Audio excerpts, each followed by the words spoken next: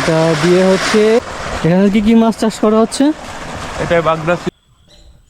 দর্শক বন্ধুরা, এর আগের ভিডিওতে আপনারা দেখেছিলেন আমরা আমাদের মামা বাড়িতে আসার ভিডিওগুলো।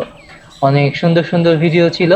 তো এবার আপনারা দেখতে পাচ্ছেন মামা বাড়ি কিন্তু আমরা চলে এসেছি।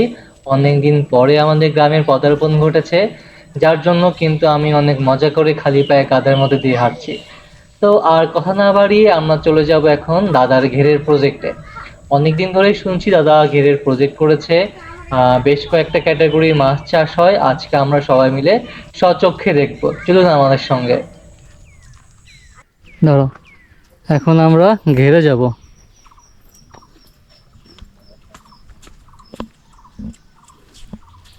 জোরে টান দাও। আচ্ছা, এখানে একটা কথা বলে রাখাটা খুবই জরুরি।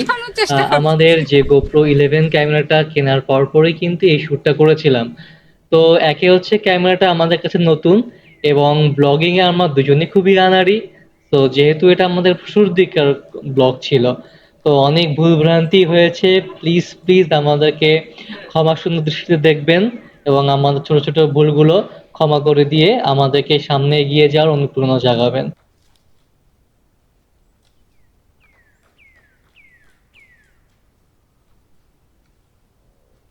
আমরা এখন ঘেরে চলে আসছি।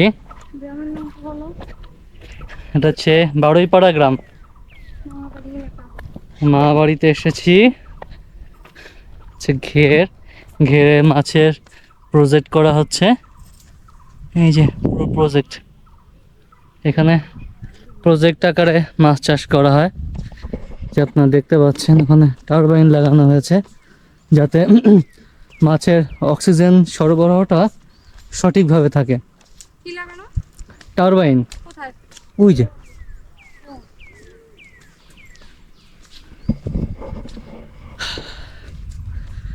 গত কয়েকদিনে বৃষ্টি হওয়াতে রোদের ইয়েটা একটু কমেছে, না হলে আমাদের অবস্থা খারাপ হয়ে যেত।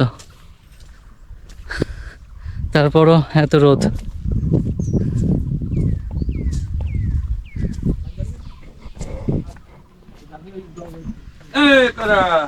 এই যে ঘেরের লোক,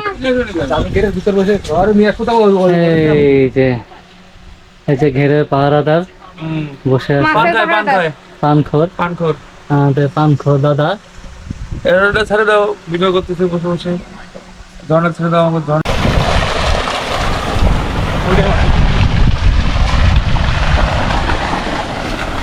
এখানে কি কি মাছ চাষ করা হচ্ছে?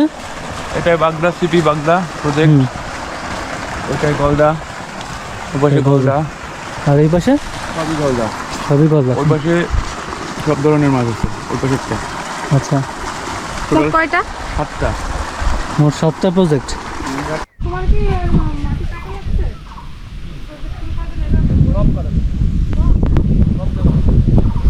আকাশে মেঘের ঘন ঘটা।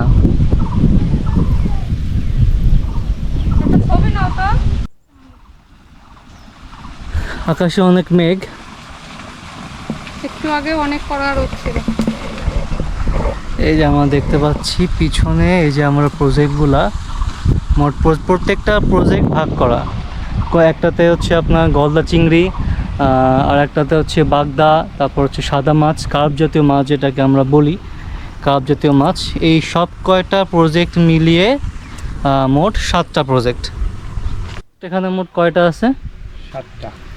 7টা প্রজেক্ট। কত বিঘা জমির উপরে? 8 বিঘা জমির উপরে। আচ্ছা, 8 বিঘা জমির উপরে মোট 7টা প্রজেক্ট। বেরি দেওয়া লাগছে, হ্যাঁ, বিভিন্ন সাইজে। এই যে আইল দেওয়া লাগছে এখানে।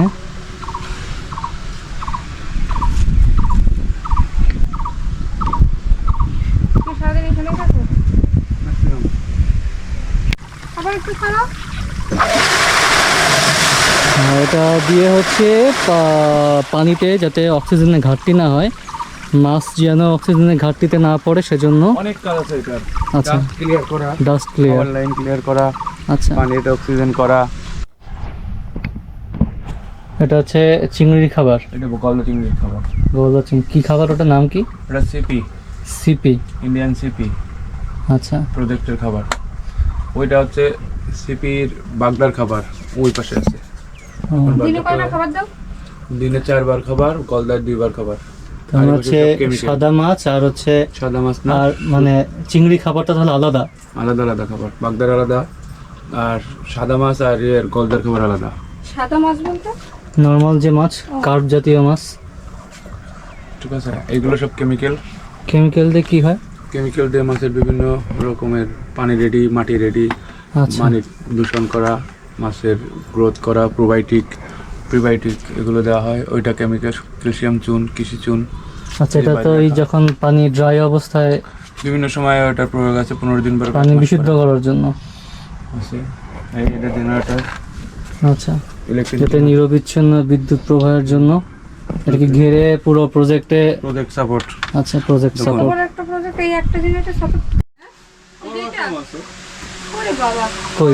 আমার ভালো ওয়াশরুম আছে, আমি সব। ও আচ্ছা, এটা হচ্ছে ঘের পাহারা দেওয়ার যে রুমটা, পাহারাদারের রুম। রাতে থাকার জন্য পাহারা দেওয়ার রুম। আচ্ছা, বাহ, এখানে একটা ওয়াশরুম দেখতে পাচ্ছি। সব ব্যবস্থা। সুন্দর প্ল্যানিং। দেখি এটা হচ্ছে খাট। ছাউনিটা ছিল।